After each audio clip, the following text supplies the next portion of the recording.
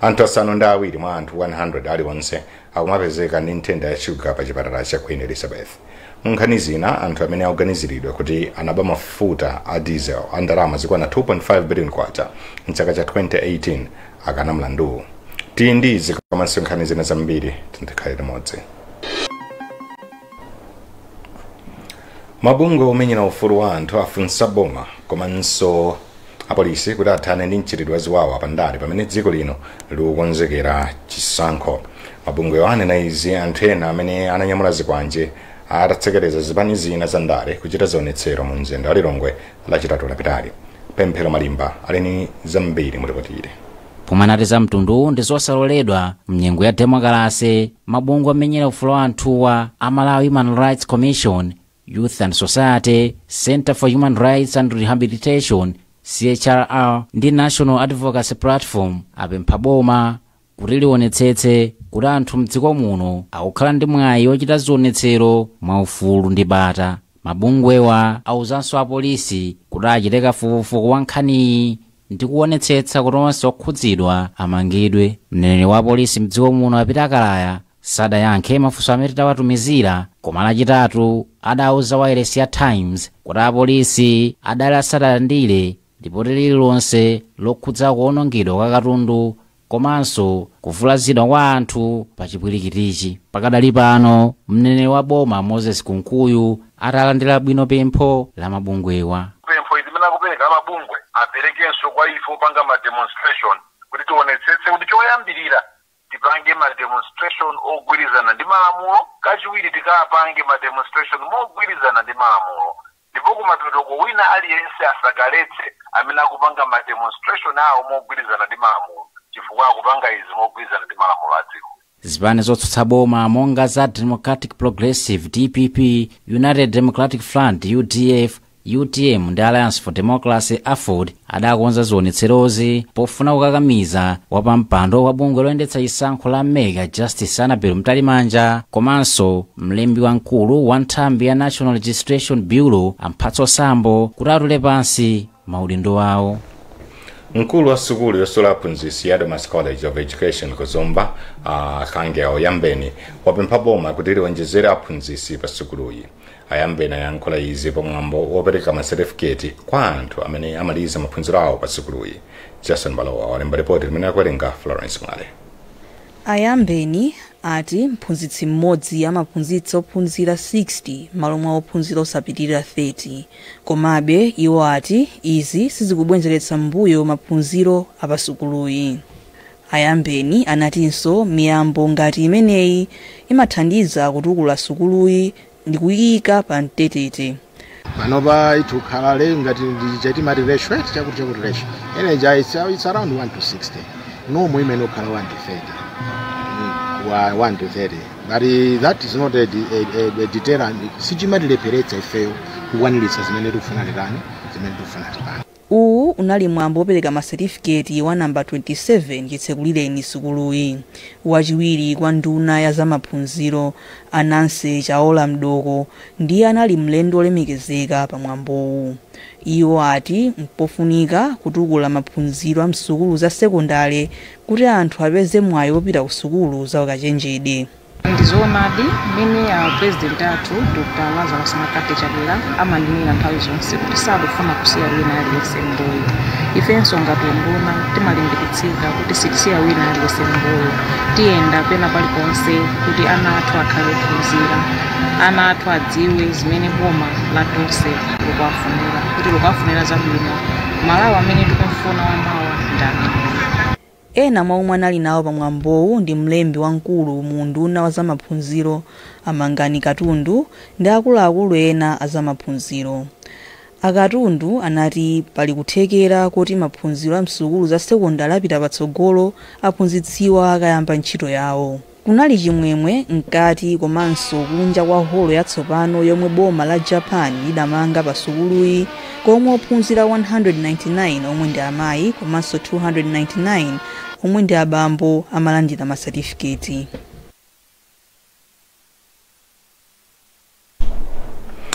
Pharmacy and Medicines Regulatory Authority adandaula ndi zilango zofewa zimene mabwalo akumapereka pa milandu yokhuza kuba mankhwala. Akuluakulu ati izi zili chonchi kamba kuti mabwalo a milandu agwiritsabe ntchito malamulo akale popereka zilango. Pakadali pano bungweli lati likuyendetsa milandu 28 yokhuza kuba mankhwala ndi katundu wina wa chipatala. Samkalimira ali ndi zambiri kuchokera mu mzinda wa Mzuzu. Malingana ndi bungweli chifukwa chonena kuti anthu amapatsidwa zilango zophweka mchitidwe opezeka ndi mankhwala omwe ndi osavomerezedwa, mchitidwe oba mankhwala komanso kuzembetsa mankhwala ndi ina mwa milandu yomwe yachuluka kwambiri mdziko muno. Mkulu wa Pharmacy and Medicine Regulatory Authority Amphatso Kabaye anayankhula izi pomwe anali ndi mkumano ndi oweruza ku bwalo la milandu kuti akambirane za lamulo latsopano la PMRA Act 2019, mkumano omwe unabweretsa pamodzi ma magistrate kuchokera ku chigawo chakumpoto. Vuto ndi chani kuti zipeza ma penalties oti sali alang'ono kuyelekeza ndi amene ali mulamulo. So nkuona kwathu tuganiza ngati kuti mwina chifukwa choti sitinakhale nawo pansi ma magistrate nkuwauza kuti kodi mchitidwe wokuba mankhwala olo mchitidwe wogulitsa mankhwala opanda chilolezo uli ndi kuyipa kwanji pa umoyo wa anthu malawi muno, kuti kodi munthu amene akuphwanya malamulo amene sakuphwanya lamulo chabe koma akuyikaso chiopsezo miyoyo ya anthu malawi muno. Wapampando wona za maphunziro ku mabwalo a milandu Justice Violet Chipawo anati kupereka chigamulo chomwencho zizira kumachititsa kuti lamulo lithe mphamvu ndipo anthu amapalamula dala atona phindu limene amalipeza akapalamula. Achipawo anena kuti mabwalo a milandu akuyenera kukhala pakalikiliki yoonetsetsa kuti anthu akutsata malamulo ndipo chilungamo ku mabwalowa chizikhalako kuphatikizirapo amalawi onse. Kwa pampando wa bungwe la oweruza ma magistrate mdziko muno Akondani Chinangwa anati maphunzirowa awathandiza kuti adziwemo zama za lamulo latsopano lokhudza mankhwala. Bungwe la Pharmacy and Medicine Regulatory Authority lomwe ndi la boma linakhazikitsidwa ndi nyumba ya malamulo ndipo cholinga chake nkuonetsetsa kuti nkhani zokhudza mankhwala zikuyenda bwino ndipo mtundu wa Malawi siukuphinjika kapena kuvulazidwa kamba ka mankhwala omwe amagwiritsidwa ntchito mdziko muno. Anthu asanu ndi awiri mwa anthu 100 aliwonse akumapezeka ndi matenda a shuga pa chipatala cha Queen Elizabeth mu mzinda wa Blantyre. Izi ndi malingana ndi akuluakulu ku nthambi ya zamatendawa pa chipatalachi. Izi zadziwika pamwambo wokumbukira matenda a shuga umene wachitikira pa chipatalachi lachinayi. Abetha Mvula ndi mmodzi wa madotolo pa chipatalachi.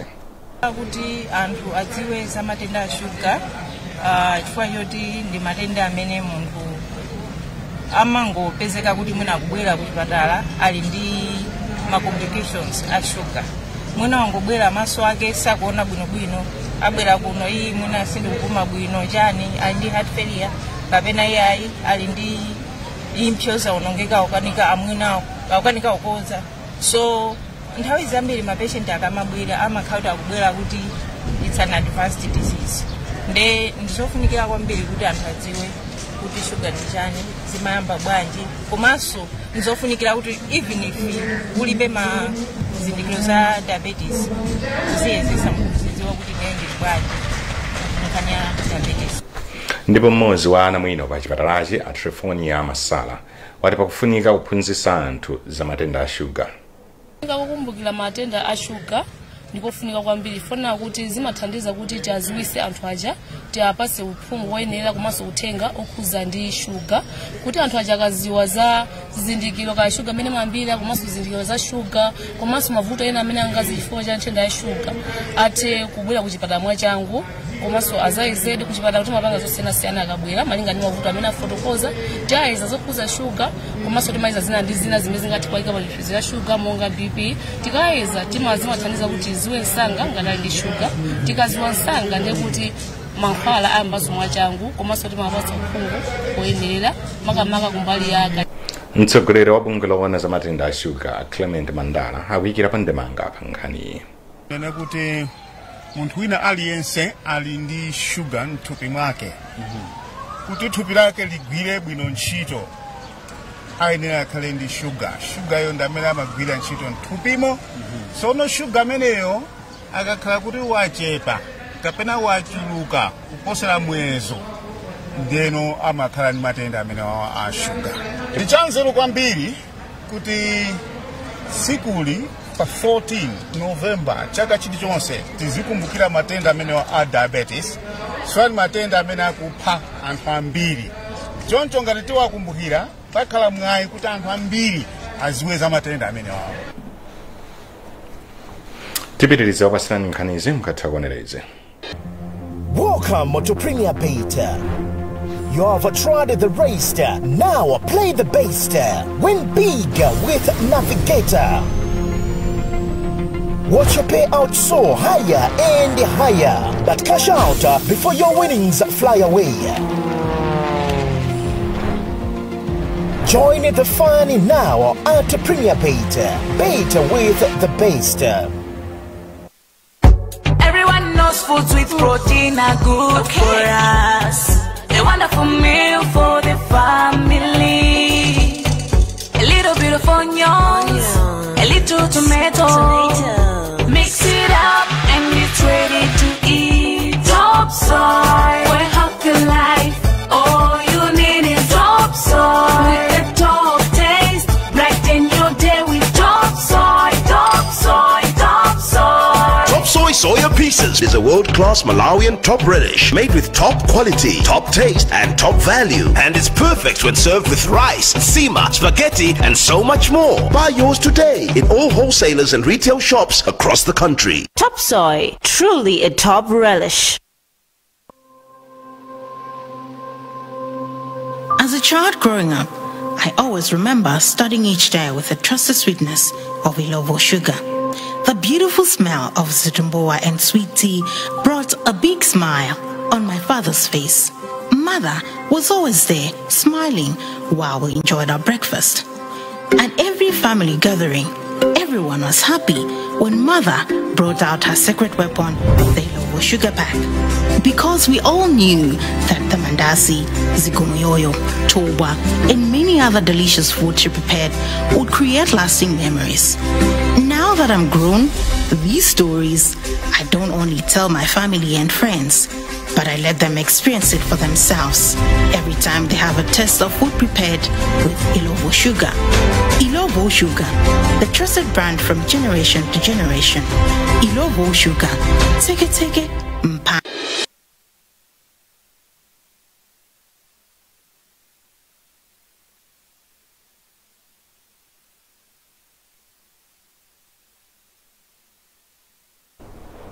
popitiriza nkhanizi amalawi alimbikitsidwa kuti azidya zakudya zolimidwa mwachilengedwe pofuna kupewa matenda osiyanasiyana.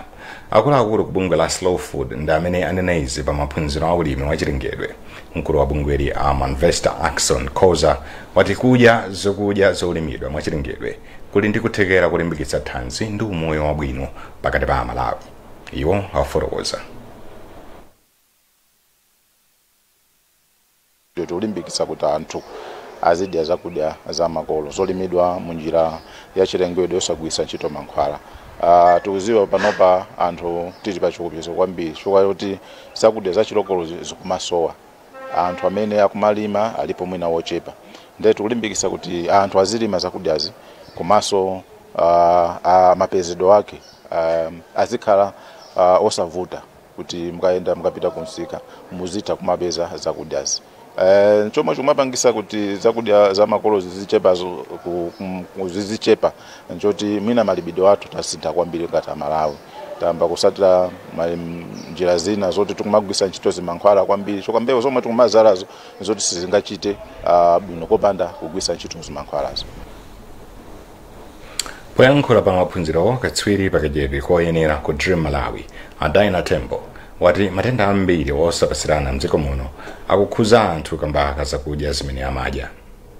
So panopa tikulimbikitsa kwambiri madyedwe amene wawa pamene yabwera programu ya Slow Food. For Slow Food imathandiza anthu aja kuti kodi ali mabwanje zakudya kugwiritsa ntchito ma fertilizer achilengedwe osati ama chemicals.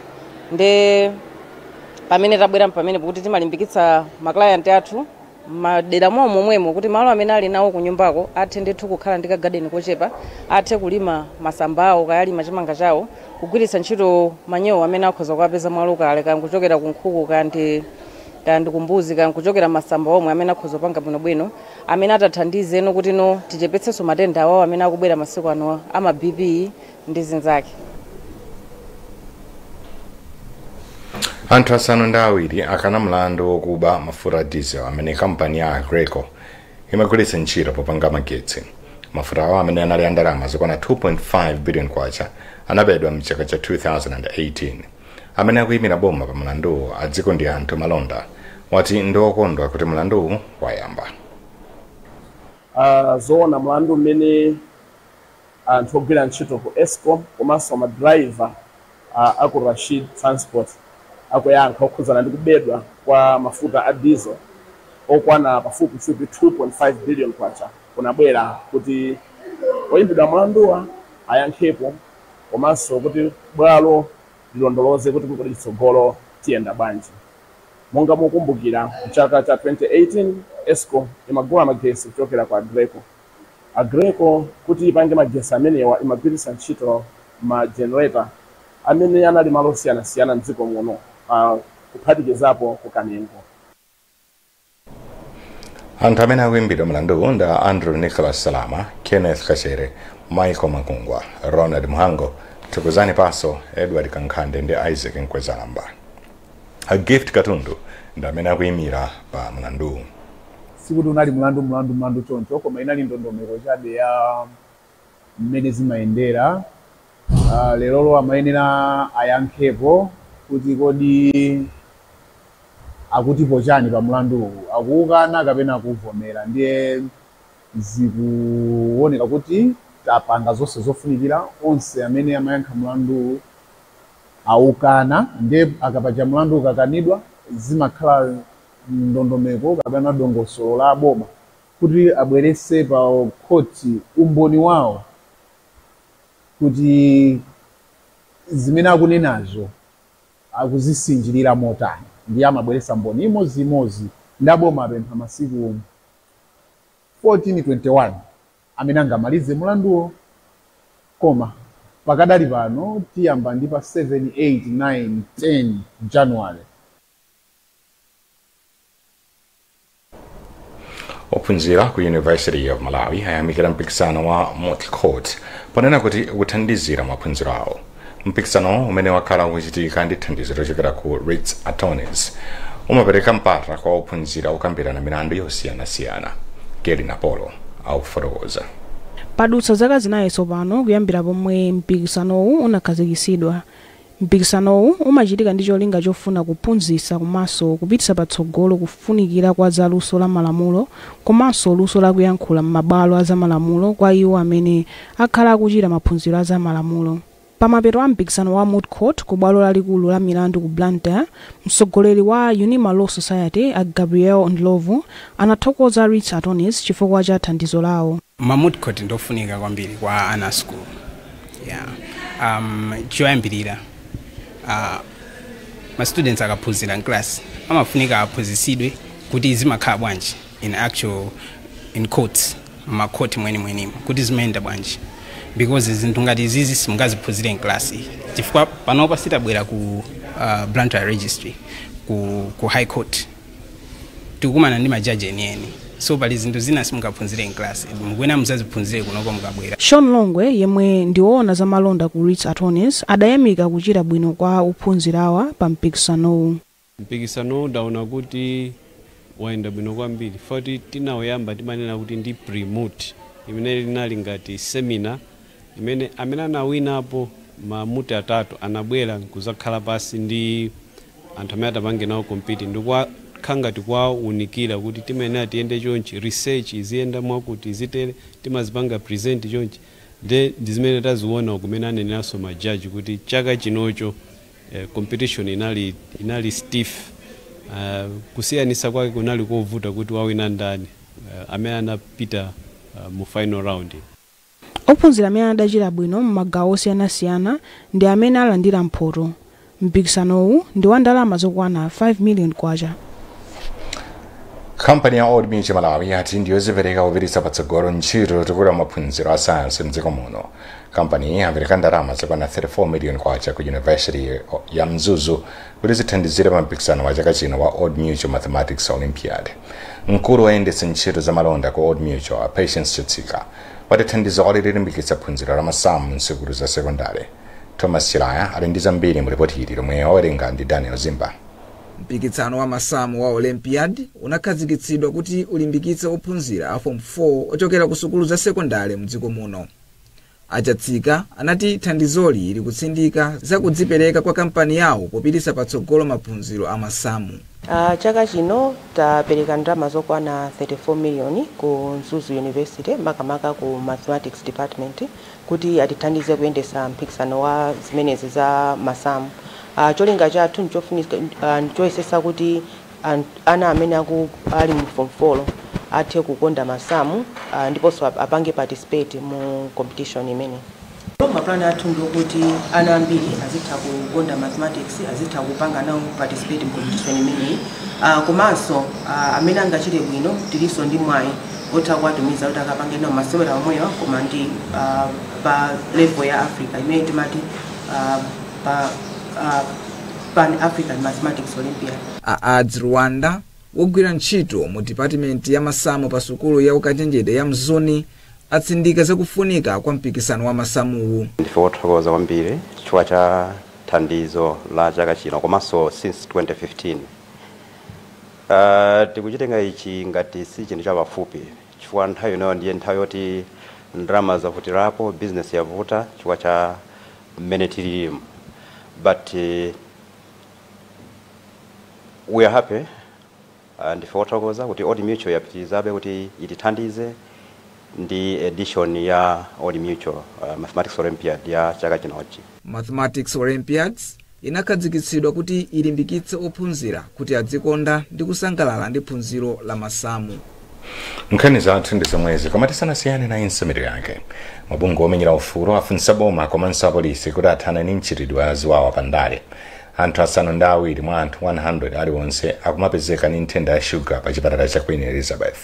Nkhani zina anthu amene akuganiziridwa kuti anaba mafuta a diesel andalama zikwana 2.5 billion kwacha mchaka cha 2018 akana mlandu. Munali ndine Yankosenda. Growing a green and climate change